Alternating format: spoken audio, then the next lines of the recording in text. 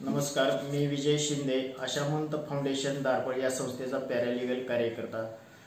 तर मी माणेगाव या ठिकाणी 22 कुटुंबासोबत आणि 86 लोकसंख्येबरोबर डोंबारी समाजावरती काम करीत आहे। गेली 25-30 वर्ष झालं माणेगावमध्ये डोंबारी समाज हा राहत आहे। त्या ठिकाणी त्यांना कुठल्याही सुख सुविधा नाहीत किंवा कुठलेही अधिकार नाहीत। तर या समाजातील 22 कुटुंबापैकी आम्ही तिथे 12 कुटुंबांना रेशन कार्ड काढून दिलेले आहेत। आणखीन 10 कुटुंबांना रेशन कार्ड काढून द्यायचे आहेत। या समाजातील 43 स्त्री पुरुष प्रौढ आहेत।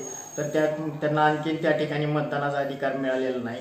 तर त्यापैकी आम्ही 9 लोकांना त्या ठिकाणी मतदानाचा अधिकार स्वातंत्र्य प्राप्तीनंतर पहिल्यांदाच त्या ठिकाणी मतदानाचा अधिकार मिळवून दिलेला आहे।